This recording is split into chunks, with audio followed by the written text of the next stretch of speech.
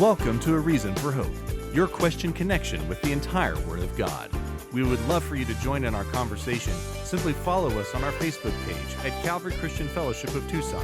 If you have a question, email or text us at questionsforhope@gmail.com. Now here's your host, pastor, author, and Bible teacher Scott Richards, along with his right-hand man, Sean Richards. Well, a very good afternoon to you, and welcome to this edition of A Reason for Hope. Sean Richards hosting today, and joined by Peter Martin for our Apologetics Friday, or literally Monday for those listening on Reach Radio.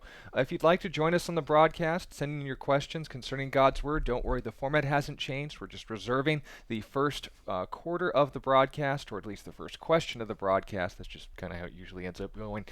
As far as issues of apologetics are concerned, matters of objections rather to the Christian faith, and being able to give a defense, a reason for the hope that is within you. That's what this is all about. But if you want to send in your questions about the Bible, those are open and available for you to send in as well through a number of venues. You can join us on Facebook, where we are live streaming at 5 to 6 p.m. Mountain Standard Time, 5 days a week, and you will be notified if you like us there, if you're listening perhaps outside of the United States, and you'll be able to join us live wherever that time zone would configure to your sensibilities. But if you'd like to also watch us after we have ended the broadcast, you can follow our archive there at Calvary Christian Fellowship of Tucson, or on YouTube at A Reason for Hope. If you'd like to send us your question, but perhaps not through social media, questionsforhope@gmail.com is our email address, and 1-877-556-1212 is our number, where you can join us toll-free and sent to voicemail, so you don't have to worry about the call ending up on the air and you not being able to get your thoughts together. As long as there's a question in there, we'll be able to translate, to put it mildly. And if you also want to join us on Twitter or Parler, Scott R4H at twitter.com. So with all that said, Peter, want to start us off with a word of prayer, and we'll get to today's topic? I would, yeah. Father, you are so good and gracious to us. I pray that you would continue to minister in our lives, to grow us in our knowledge and our love for you. I pray that you would use this broadcast to do just that you would really help us to understand your scripture in more relevant ways, that we'd be able to love each other better and to be able to grow closer to you. You are so awesome and amazing, Lord. Help us to recognize more of that every day. And in your name, amen. Amen. All right. So going into today's topic, the question that was sent along to us and requested for Apologetics Monday is regarding the issue of fine-tuning, the whole idea of this universe being too well designed, or at least designed enough for us that it suggests, or it's used as an argument for the existence of God, before we end up either setting up an atheist argument that they never made, or making a position a Christian would argue for into something that's not really easily understood. What are the basics as far as this argument, and what is it trying to actually prove? Yeah, so the fancy word for this is the teleological argument, and it's the argument that and all these arguments, when it comes to the existence of God, it's not what we would call deductive reasoning, meaning deductive reasoning in philosophy brings you to an absolute conclusion, right? So it would be following a set of premises that has an inescapable conclusion, like there can't be another possible understanding of the data. Whereas inductive reasoning is you compile enough circumstantial evidence to make a very strong case, means that it's far more likely that this situation is true as opposed to any other. And note, people can bring up other arguments, but they would fall short of the facts to a greater degree than ours would. And That's thus right. You are determining which is the better argument given what it can explain, not what it can't. That's exactly correct. And what most people don't understand is that the vast majority of science is actually inductive reasoning. It's not deductive. What do I mean by that? Well, there's a lot of things within science right now that we're basing a lot of our theories upon that are not actually absolutely 100% provable. What they do is they provide us with enough circumstantial evidence to suggest that this idea is true, and it has a better explanatory power or scope than any other explanation that we can think of. So for instance, no one has actually observed things like black holes, right? We haven't actually seen one, but we know that they exist, right? Why? Not because of deductive reasoning, we haven't observed them, but because they give a understanding of the universe. They have an explanatory scope and power that is so powerful that nothing has been able to overturn it. And you can use that logic for a lot of things in science that, again, we haven't observed. We can't prove like a mathematical proof, but we know it through inductive reasoning. So it's very important for Christians to understand that when we give these ideas, the teleological argument, the Kalam cosmological argument, things like that, they're not deductive, meaning they do not come to an inescapable conclusion that God exists. But when you explain them, and especially when you pile them on top of one another, it provides such a strong weight of evidence that any thinking person, any rational person, what our conclusion is that any rational person would have to look at this and say, there's nothing else that has greater explanatory scope or power. This definitely suggests divine intervention. It suggests a God, basically. Yeah, and that's also important to clarify too, because when we mean God, we're saying the sort of things that God is. Right. And if you're not even going to specify it's the Christian God, just the concept of there being something out there bigger than us, that's not too hard to imagine, but it can be for some people. What we mean is the sort of being that was around before the universe. And Right. the universe means space, time, and matter, all introduced at once. If there was space and time but no matter, what was it? If there was matter and space but no time, when did it show up? If there was time and matter but no space, where did you put it? Right. So these all need to come into existence at the same time. But when we're talking about a thing like God, he was around before matter, so immaterial, or spirit as we refer to it. He would be not spacious or omnipresent, not bound by space, and then of course before time, which I think is a bionicle term, but it's also a reference to being eternal. Right. So if something is called eternal, something is called before space, before time, or beyond those things, they're being given divine traits, and this is what generally the atheist community wants to avoid. So when it comes to the explanatory power, the idea that the most reasonable or the answer that most explains the data Right. is that there was a mind before matter, that there was something that actually introduced this universe with an intention in mind, Right. specifically for us. And that's what the teleological argument does, essentially. So the teleological argument doesn't bring you to the Christian God, but it certainly brings you to the kind of monotheistic God that you would expect from an Islamic background, a Judaic background, or a Christian background. It certainly wouldn't suggest a Hindu understanding of the universe or any type of, like, let's say, Native American theology or anything like that. Or paganism, for that or matter. paganism. Like, it's not an Odinistic type of a thing. It is something that would get you to a monotheistic religion. But what is it? Well, basically, what we see when we observe the universe is we observe that there are certain what they call cosmological constants, right? For instance, like the gravitational constant, right? If I drop something from the air, right? If I just drop it, the acceleration that object is going to experience is going to be constant, right? You wouldn't expect me to drop this cup and it would fall faster than the speed of light, and then drop that book and it would fall like slow motion, right? You would expect it to be constant, meaning wherever its influence is based on mass and all these other factors. That's And right. note, we haven't fully understood what that is either. But note that we're not saying that the gravity here is the same as on Jupiter or on Betelgeuse or wherever. We're saying that gravity is a constant rule, that whatever is governing gravity, it was here when the universe showed up, Right. and exactly the way it still is today. Otherwise, there would have been a big mess. Right. And so you have that. You have things like the speed of light, right? That's a constant, right? And you go down the list. There's hundreds of these, right? These cosmological constants. Yeah, the atomic structure of carbon and that being able to form through nuclear fission and all these other different things in stars, the principle of DNA and the expansion of the universe, the all these other different things. Right. There's so many different constants that you have to take into account, literally hundreds. Now, each one of these constants, what they found out is that if you fidget with them, a microscopic amount. How much are we talking? We're talking the cosmological constant of gravity. If you were to fiddle with it, I think it's 1 part in 10 to the 64. I could be wrong about that, but it's something like that. It's 10 with 64 zeros after it, by the way. A really tiny ruler. Right? Like, if you were to mess with it that much, right, that amount, then life would not be possible in this universe. Meaning that if Stars gravity, wouldn't be possible. right? Stars wouldn't be possible. Things would not have expanded the way they were supposed to. Solar systems wouldn't have formed the way that we see. Stars wouldn't have formed, right? You have a lot of issues. And when you go down the list, that when you compile all these things, and if you want like a really succinct understanding of this, I would really encourage you. They have a video on Dr. Craig's videos.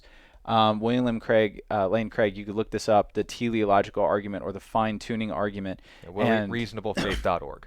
And you're going to find like a really cool, it's like an animated video. I think it's like 5 minutes long, but it's really, really cool, and it's much more succinct and eloquent than what I'm doing right now. But at any rate, what we can conclude when we look at all these constants is it seems like the universe is fine-tuned for life. Meaning if you look at all these constants and you say that if any one of them was off by an astronomically low number, then life would not be permissible within this universe. And when you compile them together, that number is so big, it's so astronomically large that there is no conceivable way that this just happened. So what the Christian argues, what the theist would argue, is they would say, well, when you see a finely tuned universe for life, you must conclude a fine tuner, right? That's how we look at that data. We say, what's the best explanation for what we have? That if there's a finely tuned universe, there must be a fine tuner. We think that's a rational conclusion to come to. And we aren't the only ones. An astronomer by the name of Fred Hoyle said, common sense, the type of reasoning we're emphasizing here, interpretation of the facts suggests that a super intellect has monkeyed with the physics as well as with chemistry and biology. This is referring to those constants. And a physicist by the name of Freeman Dyson wrote, the more I examine the universe, this is a physicist, the details of its architecture, the more evidence I find that the universe in some sense must have known that we were coming. So the universe isn't just there. It just wasn't showing up one day and we happen to adjust to it. The universe as it stands seems perfectly attuned to us, and the more they examine it, they find out that is the case, not isn't. But this doesn't mean that there aren't alternatives. Right. So we'll go over a couple of them. Yeah, we can name three before we get into our questions. The first is the puddle analogy. Right. The principle, and the illustration is given, where water fills up a hole in the ground and wonders why is the puddle so finely tuned to fit the water within it. Fit the hole, Unaware of the fact that, of course, the water functions that way. It doesn't know its chemical composition. It fills in those spaces. It's by definition water. So in other words, it's the idea that the universe didn't adjust to you, you adjusted to the universe. Meaning that you were a natural result of the water falling into the hole. Right. These things were always the case. You're just asking too many questions. But note how unscientific that is. It's to assume the laws of mathematics, science, chemistry, all of these principles that we're wondering, how did they get here? Why are they so perfectly set for us? To just assume that they exist, and then, of course, say, stop asking questions. It just is. Yeah. But isn't the pursuit of science to keep asking questions, right, especially when they lead to places you don't like? Where the main issue with that is that when you think about the analogy, the water molds itself to the space that it's in because that's the composition of water. That's how that analogy works. The issue is that we're not saying that our particular type of life is possible because of these fine-tuning arguments. We're saying that anything in the universe, stars, planets, gases, right? None of these things would be possible if you adjusted these things. So meaning no life, no type of life would arise if these things were adjusted at all. And plus, look what it's trying to prove when they say, oh, well, the universe is just perfectly fitted to us. There is no cause. So you're explaining the puddle and the water and how they fit together to prove that no one dug the hole and no one dropped the water. Right. That's the issue. So that's what we're trying to prove. It's what we call circular reasoning. So it's like, well, we're here, and this is how other people put it too. It's the same as the puddle argument. It was just put this way before the puddle argument was brought up. It's just the idea, well, of course the universe is fine-tuned for life. We're alive, so obviously it is. Yeah, so that's called the firing squad argument. Right. A man was shot by 6 people at the same time, and he survived. And the people ask him, how did you survive? And he says, I'm alive, aren't I? Why bother with the why or the how? Right. And this, of course, is meant to emphasize, okay, we live in a universe that's fitted to us. The scientific quote-unquote response, or rather the secular response, is, why bother asking why? We're here, aren't we? Right. And so this is what's being built up. Instead of asking the why and the how, that's kind of the point of science, they say, it just is. Leave it alone. But once again, what is that doing? It's dismissing the question, not answering it, and assuming that it's answered the question, Right. which isn't how that works. And so when it ultimately comes down to an alternative explanation, the most popular one, at least now at the time of this recording, is what's called the multiverse. That there's an infinite array of universes that have just basically all their own composition and all their own variability at a fundamental level, because there's just so many alternative options that eventually you would get to the one we're in, and we just happen to be the one that supports biological life. Lucky us. Yeah, it's just fortunate that that was the case. I like there's one analogy that I like about this, where it's like, imagine if you're sitting down at a poker game and the dealer deals himself a royal flush every single hand 20 times in a row. Now, your immediate reaction to that would be, he must be cheating, right? That's the logical explanation, that if there's a fine tuning of the cards being dealt, there's a fine tuner involved. But what if the dealer shrugged his shoulders and said, well, there's an infinite amount of universes out there. Well, an infinite number of card combinations. Right? There's an infinite amount of universes, there's an infinite amount of scenarios where this could happen. Isn't it possible that we just so happen to be in the universe and in the card game where me dealing myself 20 royal flushes in a row is a possibility? You wouldn't be like, okay, that's great. That's an awesome explanation. No, you wouldn't take that. You would assume that his dealing himself those cards is going to be a violation of probability, and you would be right. He cheated. He monkeyed with the results. If you take those, but what are the odds of someone getting 20 royal flushes in a row? I mean, they're calculable. They're not super astronomical, and they're nothing compared to the odds of these things just randomly fine-tuning themselves. Right? Any one of the constants being there. That's right.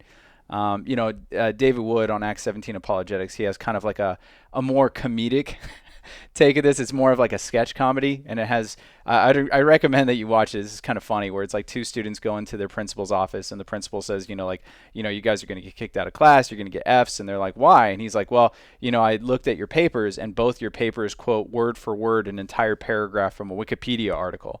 And they're like, well, what are the odds that you think that by accident we just so happened to write the exact same thing as this Wikipedia article without ever reading it?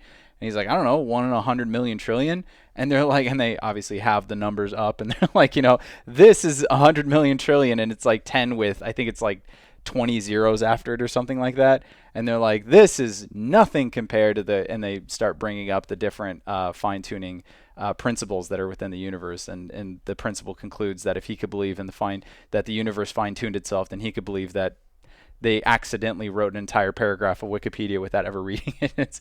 It's pretty funny, and I'd encourage you guys to watch it. But what we're showing in these things is that, like, all these arguments from atheists, they're essentially a shrugging of the shoulders. They're like, it just happened. Like, why think too much about it? Because we're supposed to trust them by blind faith and assume that either they'll find the answer or that they have these things covered. We don't need to bother ourselves because we're just the humble European peasants under their priesthood.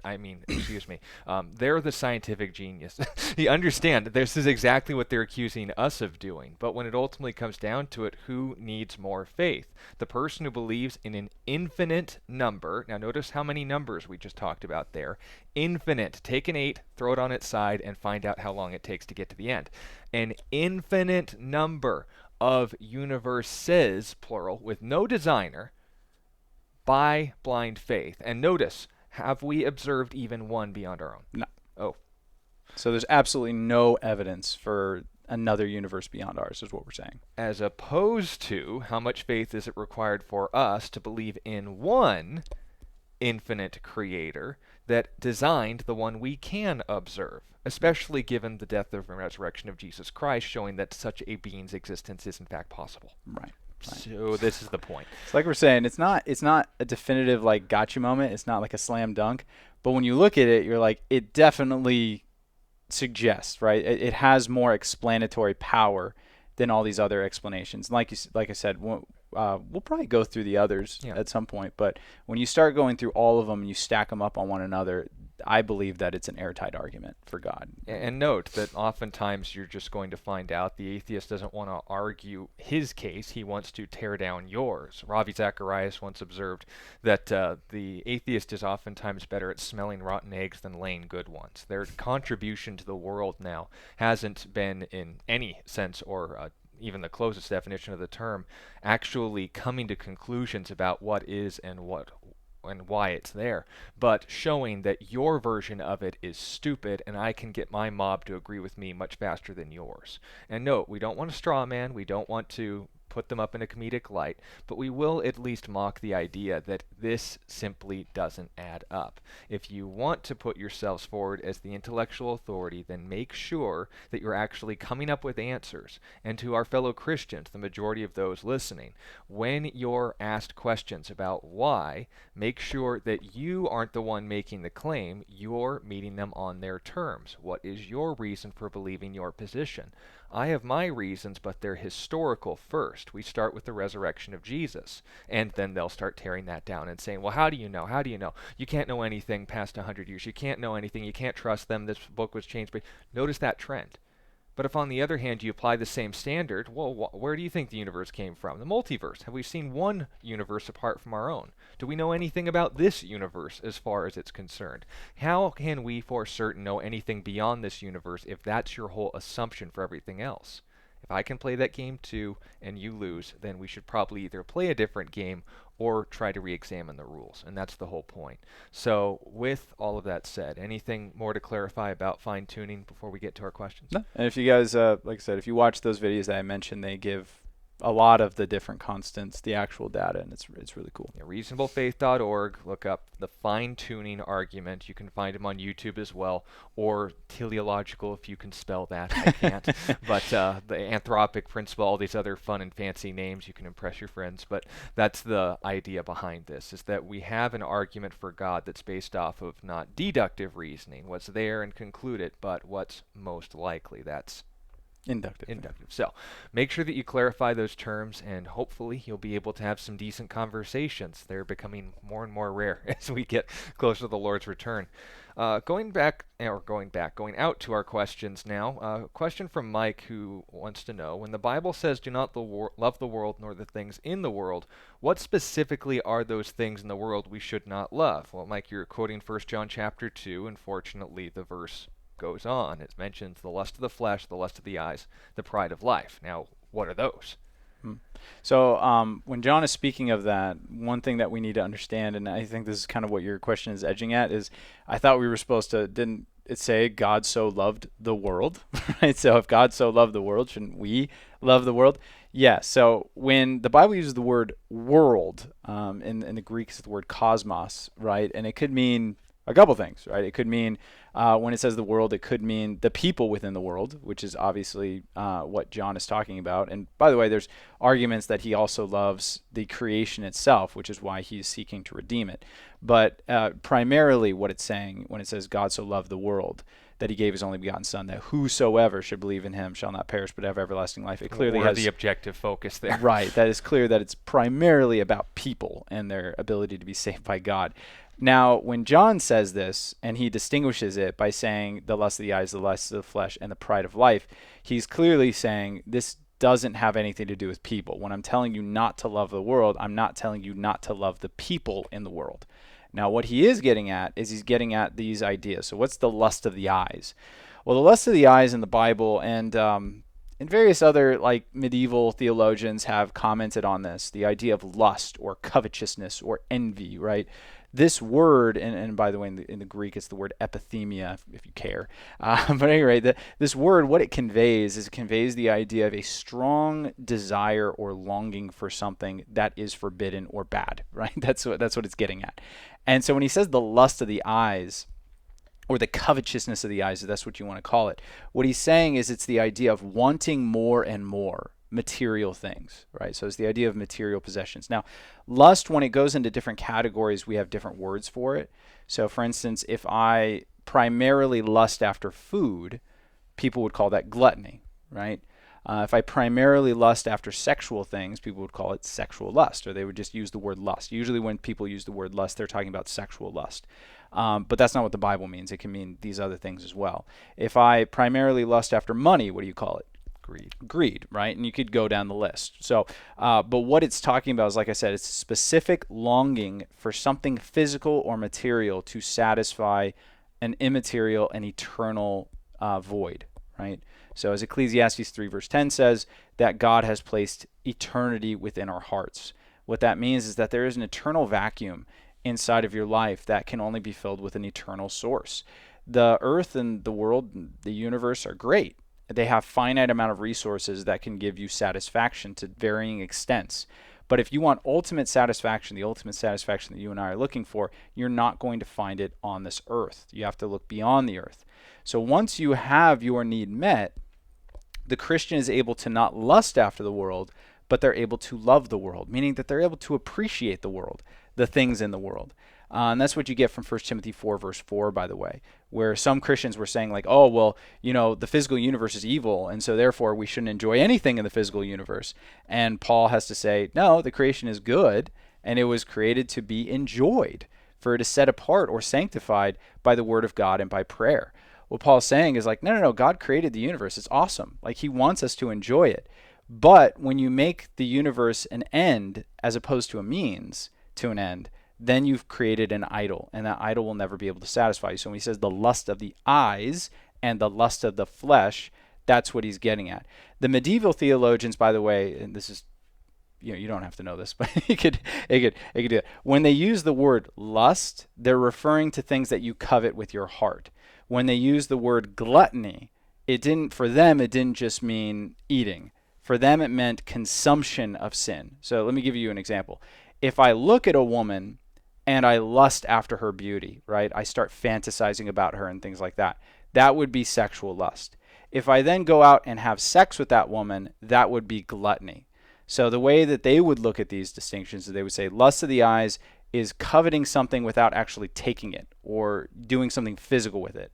Lust of the flesh is actually doing something physical with it, right? So instead of just watching Food Network and salivating, I'm actually going out to Golden Corral and stuffing my face, right? That's the distinction between the lust of the eyes and lust of the flesh. Both have the same effect on your heart before God. You're using something to meet what only he was meant for. But the issue isn't necessarily the thing. It's the excess, the abuse, the misplacement of those things. That's like right. What we talked about in our purity group this week. It's the real issue of misplaced love. Right. And that's the problem. Right, disordered love. So Martin Luther was once famously quoted as saying, like, the issue with lust is not that the universe is evil, it's that we're putting a weight upon the universe that it was never meant to bear. Right, so meaning that the universe was never meant to fully satisfy the human heart, and when you treat it that way, it will end up breaking your heart. But if you find your ultimate satisfaction and pleasure in God, then you can enjoy the universe in its right context. Now, the pride of life is speaking of pride, right? So that's very simple. So pride is essentially, instead of looking outward and loving others and caring for God and caring for people, pride is an internal look. And this internal look could be anything, right? So it could be either a positive internal look or it could be a negative internal look, but it just means a focus on self. And usually a false one, a false view of yourself and others. So That's if I right. make myself out to be greater than I am, that's not true. That's pride. If I make myself out to be less than I am, that's still pride because it's self-inward focused and it's deceptive. Right. And that's the real focus. So when you look at Adam and Eve, and this is the easiest place to see it, how did Adam and Eve know their value? And the answer is the same way the rest of the creation knew its value, because the Creator called it good, right? So that's what we see in Genesis. God creates the universe and he calls it good.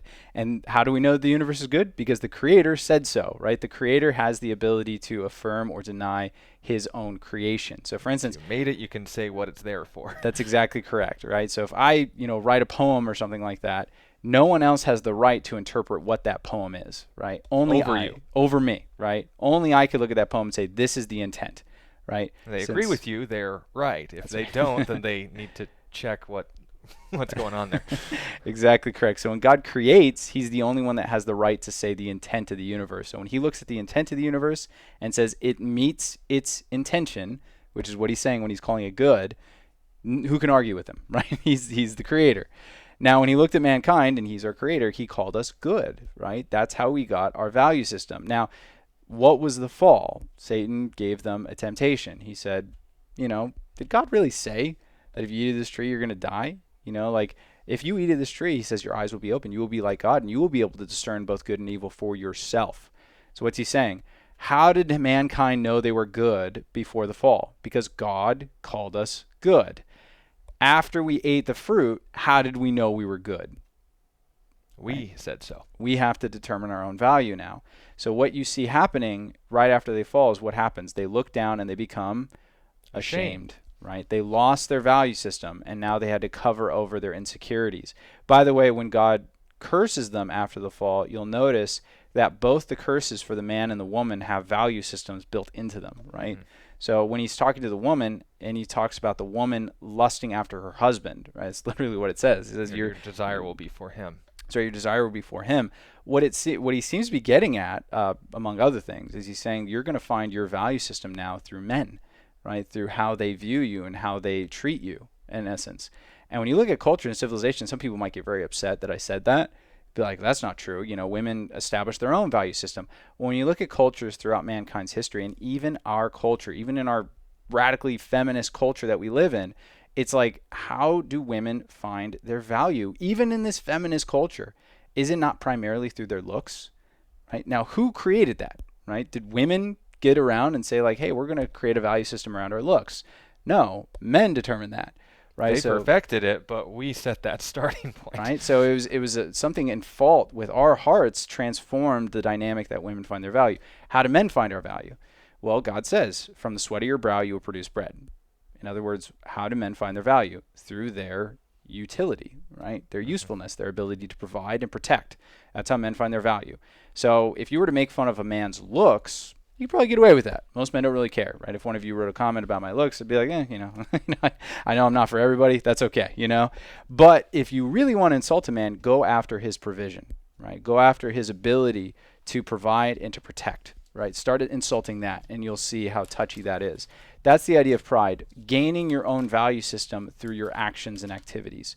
So when mankind has, as Sean said, an overestimation of their worth, that comes from building up a worth in ourselves, right? So for some reason, we have an idea that we're more worthy than we ought to be because of our actions and our behaviors, right? You're never going to find an arrogant man who has no reason to be arrogant, right? C.S. Lewis put it this way. He said, no one is proud about being rich. You're proud about being richer than the next person. It is a sin of comparison. No one is proud about being good looking. You're proud about being better looking than the next person, right? And go down the list. So the idea that I'm finding my value system through what? Through comparison to the different or the inferior. And the same way that the people who feel bad about themselves, why do they feel bad about themselves? Again, you're not depressed that you're poor.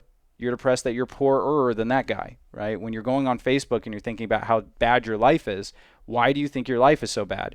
Well, the reason why you think your life is so bad is not because it's actually bad. You're not looking at your life. You're looking at other people's lives, and you're making a comparison. You're saying, well, why am I not going on trips like that? Why does my house not look like that? Why are my kids not so well behaved and groomed? Like when you're making those comparisons, that's an issue of pride. It's a looking at yourself, pride of life, in order to find your value system.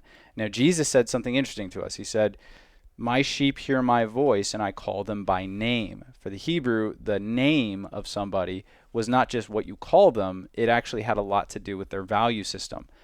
Even in our language, we say it sometimes like, man, I'm trying to protect my good name, right? I'm not talking about the name Peter, right? I'm talking about my identity. That's what I'm talking about. I'm talking about my value system as a human being.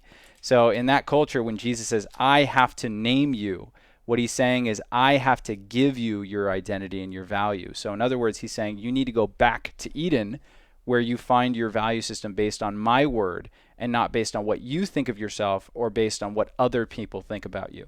That's how you get out of the pride of life. And when you do that, like Sean said, to have an overestimation or an underestimation of yourself, well, by what standard, right? So when I say I think too highly of myself, by what standard, right? What is the proper way to think about yourself? And if you want to know the proper way to look at a creation, no matter what it is, you ask the creator, right? So if God says, this is who I am and this is my value system, accepting his words about me are humility. That's humility. It's accepting God's words about me, no matter what they are. That means for the depressed person, you have to accept the fact that you're more loved than you think you are, and you're more valuable than you think you are. For the person who's arrogant, you have to accept the fact that you're far more sinful than you think you are, and you're far less lovable than you think you are. God's love is for the unlovable, not for the people who have earned it, right? So both people are brought into the middle, right? They're brought into the middle by the cross. The depressed find more value. The arrogant find more humility. And that's why, by the way, in James chapter 1, James puts it this way. I'll read it for you because he also says something very similar. Verse 9 of chapter 1, let the lowly brother glory in his exaltation, but the rich in his humiliation, because as a flower in the field he's passed away. For no sooner has the sun risen with a burning heat than it withers the grass, its flower falls, and its beautiful appearance perishes.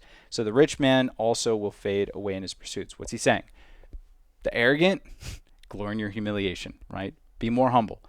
God had to save you. You could not save yourself. Your identity, no matter how glorious it might be that you have built, is still nothing in comparison to your sin problem, right?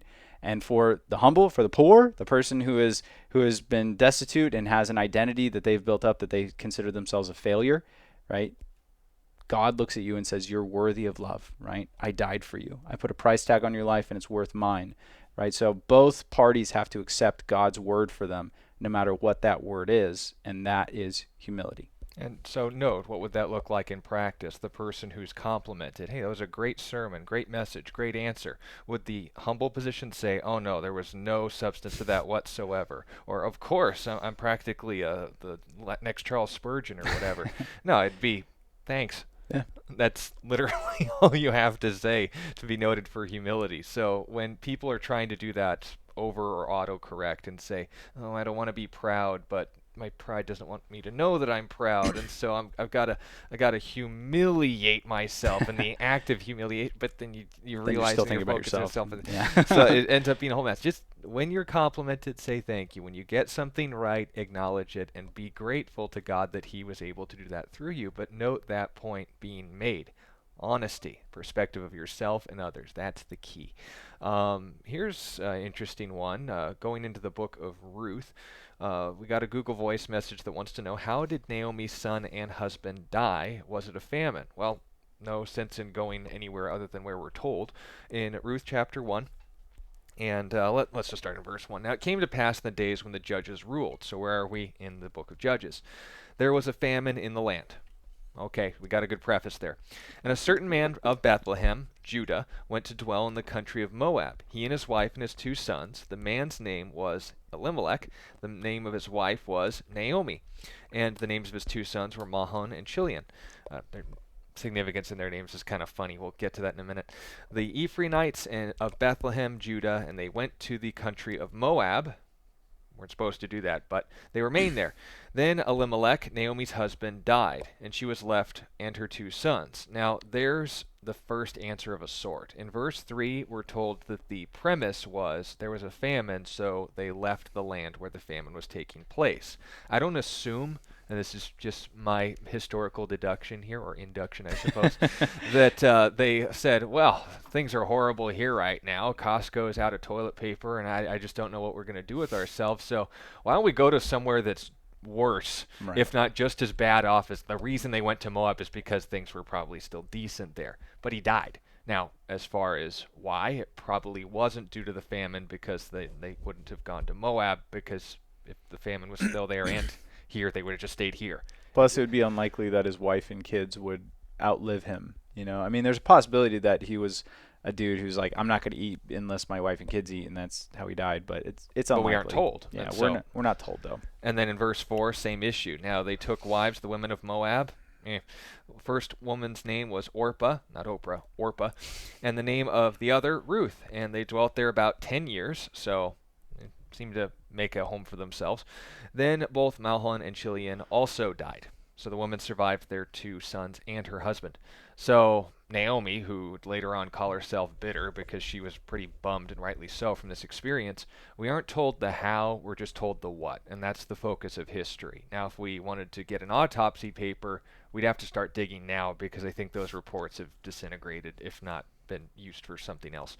Now, as far as what happened and the significance thereof, what do we know about the setup and the necessary historical components of this that make their deaths not good things, but something that could be used for good? Right. So when we look at Ruth, first of all, he said that these people are descendants of Judah. So this corresponds, by the way, to the promise that God made through Israel, through Jacob, to his child Judah. And the promise is that he was going to bring Messiah into this world. It would be the lion's whelp that would take the scepter Right. from the throne of David. It wasn't David yet, of course, because this was Jacob talking, but the royal line of Israel would be through Judah. And the whole point of there being royalty was that God was king. So this was the prophecy being made. That's right. So high expectations for this family, but they're leaving Israel. That's right.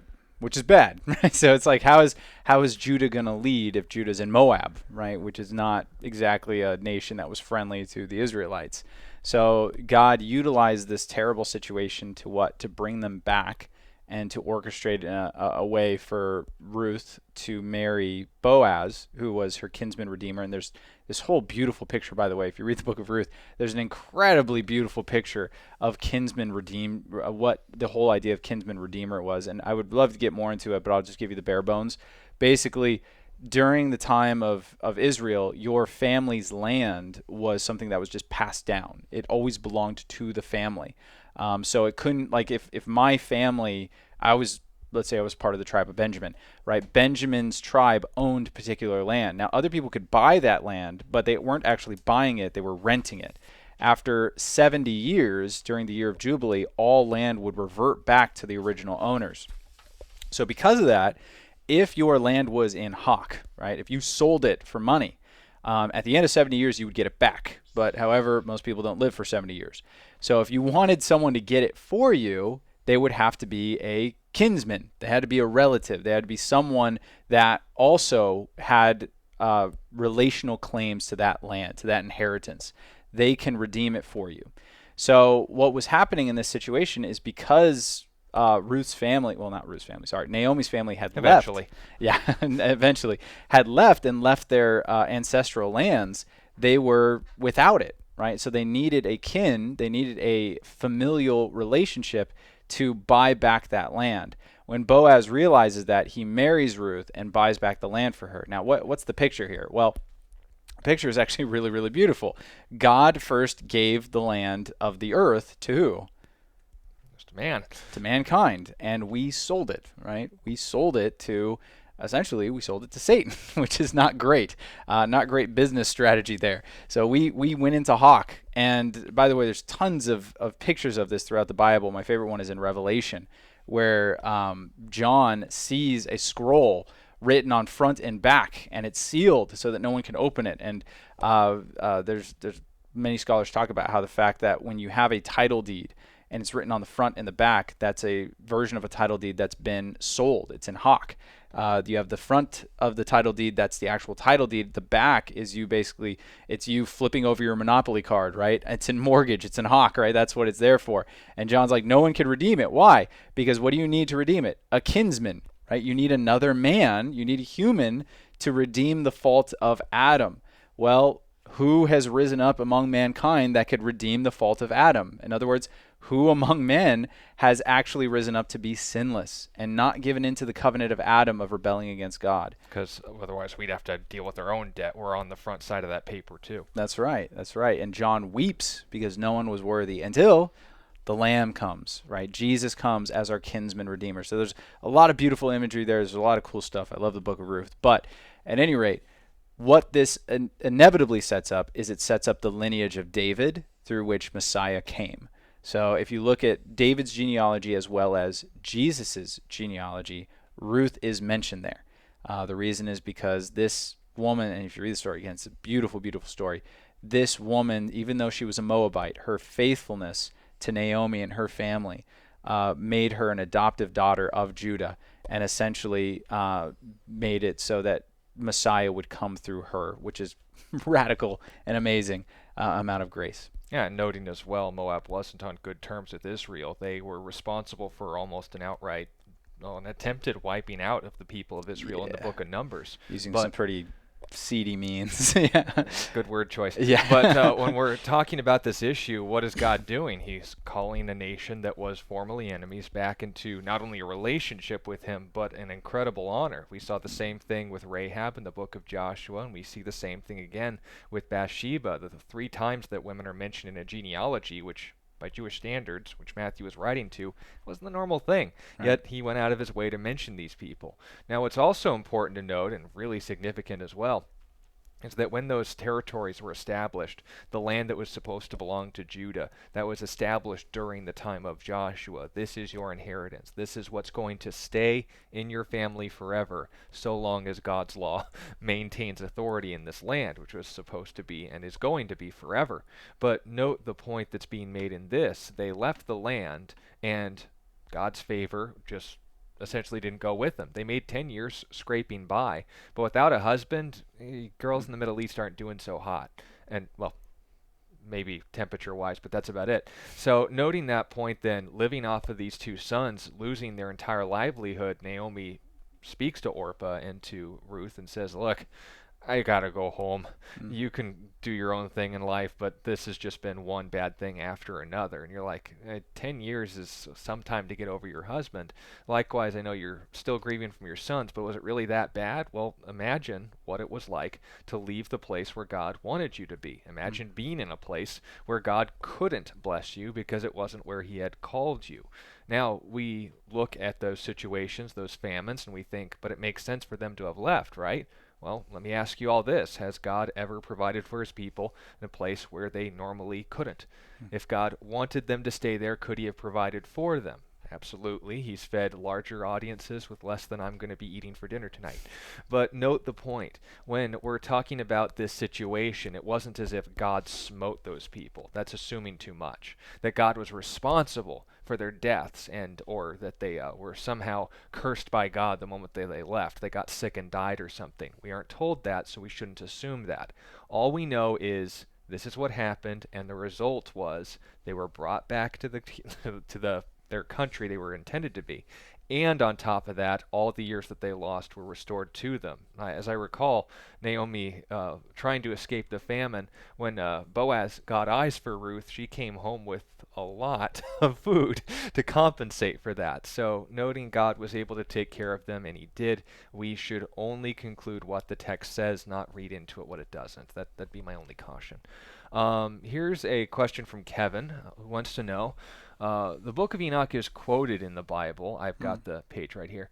And has been around just as long. Why was it left out of the Jewish canon when it is as old and pointed to the Bible, quotes the Enoch book? The individual he talked about this with said that it was also in the Dead Sea Scrolls. That is true. And it goes into very bizarre topics. Fallen angels, aliens, 2,000 maidens, giants, the like. Good question, Kevin. First of all, the reason why the Jews didn't put it in their canon is because it was actually not written as long as the Old Testament. The Old Testament began to be written around 1410 BC, rough estimate, and it was concluded or closed at 400 BC. Now, the New Testament canon opened at, again, around the 660s AD. So when some of the more liberal scholars would assume the Gospel of Matthew and Mark were written, and then it was closed around 90 AD when the last eyewitness of Jesus' life, death, and resurrection died. It's hard to talk about something you never saw. But with all of that said, the key detail here in all of this is when Enoch was published, it was in between that period of Old and New Testaments. It was Which is weird that it's taking Enoch's name, right? Yeah, and also note who is Enoch, who's the individual in this that the stories are centered around. Well, that was back in Genesis, which was around 6,000 years before Jesus, give or take. And covering this span of history, we need to first of all ask questions. I mentioned facetiously, but still legitimately yesterday, when someone says, oh, well, why isn't the Gospel of Judas mentioned, about the whole idea of Judas actually being the first one to know who Jesus was and him being aware of other gods and so forth. Well, the problem is the Gospel of Judas was written almost 150 years after Judas went splat. So either he had a very good recovery time and on top of that as well picked up a prolific writing career that totally contradicts all the other Gospels, but even even more importantly, if that isn't true and your title page is already a lie, what does that say about the other words that are going to come after it? You've already destroyed your credibility. This is how they actually tested the Jewish canon. First of all, accuracy. They needed to be straight with their facts. And note, this is in the original copies. We've noted that typos have crept in, but nothing that would change the actual doctrine. If you're concerned about whether or not Solomon had 400,000 stables or 4,000, you can get over it in time. We'll provide counseling if you need it. But if on the other hand you're wondering, okay, so did the concept of there being one God and his care for the nation of Israel, the things that he did throughout their history, the existence of these people, and their marks on history, were those consistent? Yes, and that's the point. But when we look at things like Enoch, we see very fanciful, very dark, very bizarre stories being told. And all of this is well and good if I'm understanding what kind of genre it is. The Old Testament is organized, New Testament as well, but the Old Testament is organized into 3 categories: history, poetry, and prophecy. History tells us what happened. Poetry tells us how to think through and feel about what just happened, or how they were feeling while that was happening. And prophecy is what's not only happening, but what's going to happen next, God's perspective on these matters. Now, with a proper understanding of all of that, you have to ask, where does Enoch fit into all of this? Well, chronologically, it should be in the book of Genesis, but there's a problem. It wasn't written by someone who was there, and that's the second standard. It had to be from someone who was actually either there to receive it or had the credibility to support it. And if you have, in between your time in the 400s to 100s BC, all the way back to 6,000 years, you either have access to some guy who's really into Avon products, there's just no aging whatsoever, or, some of you might get that joke, or you're just making up something out of thin air. Now, they use biblical names, they use biblical characters, and they even add some on. That's where the Roman Catholic traditions have the 7 archangels and the 9 lords of hell and all these other mystical things that even fit into Jewish mythology. But notice I use that term because they did. They understood the difference between legitimate prophecy, revelation from God, and the sort of thing that couldn't be taken seriously, and here's the most important point, wasn't intended to. Did the Book of Enoch, or rather the 5 books of Enoch, find their way into the Dead Sea Scrolls? Yep. Yes. It would be just as relevant as if you uncovered a historian who also had a comic book collection, because what was Enoch according to the authors? Right. It was fiction. Right. They use historical figures, but that no more proves its legitimacy than, and this is where we'll get into your question, Kevin, its legitimacy than the fact that Spider-Man is real because it mentions real places like New York City. So, when we are reading the quote that's referenced in the book of Jude, where he says, and this is the important note that we need to take away from all of this, the quotation that is made supposedly from the book of Enoch, it says in verse 14 of Jude, if you're wondering what chapter, you'll find out the hard way soon. It says, "Now Enoch, the 7th from Adam, prophesied about these men also, saying, Behold, the Lord comes with 10,000s of his saints to execute judgment on all, to convict all who are ungodly among them, of all their ungodly deeds which they have committed in an ungodly way, and of all the harsh things which the ungodly sinners have spoken against him." So God's going to wreck face, basically. So what is Jude's point? His name was Judas, but he shorthand for Jude. His point was emphasizing that, look, like the whole book is repeating over and over again, the bad guys will be in God's hands. You just make sure you're a good guy. God will deal with the people that are making mess of the gospel. You just teach the true gospel. That was the emphasis of the book. But if we look at this quotation, we have a number of options. We can either say, well, he could have been quoting the book of Enoch. That line and quotation is in there. Jude would have had access to the book of Enoch. It was only around 300 years old at the time of this book's writing. But if I quote something, does that necessarily mean it belongs in the Bible? No. So the biblical authors actually quote a lot of things that are not considered scripture. Nor should have been. Nor should have been, right? For instance, Paul quotes from a couple Greek philosophers. In Titus chapter 1, he quotes from a Greek philosopher that was living in Crete. The quote of, "Cretans are always liars, evil beasts, and lazy gluttons," right? He quotes that. Now, does that make it canon? No. But he recognized a true statement within a pagan source. That's right. And also, he does the same thing in Acts chapter 17. He quotes from 2 different Greek philosophers. One of the quotes is, "For we are his children," or his offspring. And that was a quote from a poem about Zeus. That's right. Does that mean that Zeus belongs in the Bible? No. Michael Heiser might think so, but no. In whom we live and move and have our being, which is from a different quote from a philosopher. So he was, as Sean said, he found truth within a source that he did not find scriptural or canonical. The same thing we see happening with the Apocrypha, meaning that just because the biblical authors are quoting from them, that's not enough support to make it be canon. And Sean already alluded to this, but we have qualifications or criteria for being canon. Being found in the Dead Sea Scrolls is not one of them. Right? There was a lot of weird stuff in the Dead Sea Scrolls, right? Yeah, they had their own scripture and end times prophecies and stuff, and it like belonged on the Sci-Fi Channel. That's some of right. These things. There's some weird stuff in the Dead Sea Scrolls. There was some good stuff in the Dead Sea Scrolls. We're the whole thankful book of for Isaiah, it, right? Yeah, we're thankful they found it, but it's not. It's certainly not. Oh, it was in Dead Sea Scrolls, so it should be in our Bible. No, it's also not. Was it written during the time? That's kind of a criteria, but not really. Because the book of Jasher is mentioned in the Bible, but isn't in the Bible. Also, Why? the book of Kings of Israel, yeah. Yeah, the Wars of the Kings. But all these things, they're just records. These are writings. These are things that were written by men. The fine line between what was written by God and by men was the criteria of prophets that started with the guy who God first used to put things into writing, Moses. If they spoke to God face to face, if they had that sort of communication, they were claiming something that would be a capital offense if they found them to be frauds. How did they test it? And test it they did through the entirety of the revelation of the Bible, start to finish, Old and New Testament. They were in an environment where people would be within not only informed, but able rights to stone them to death if they lied. Accountability, accuracy, doctrinal consistency, and miracles. No one would pay attention to you unless God backed up his words with his deeds. Otherwise, they were just treated as yours. The writers of the books of Enoch were smart enough and honest enough to say, this is just something fun done with a historical figure mentioned in Genesis. We're not saying this is scripture, but we do say that this is a fun view on the afterlife. And their perspective and insights have their merit. You can read it and consider it interesting. But when it ultimately comes down to it, it's no more edifying than, say, a game of Diablo and the archangels they're in either.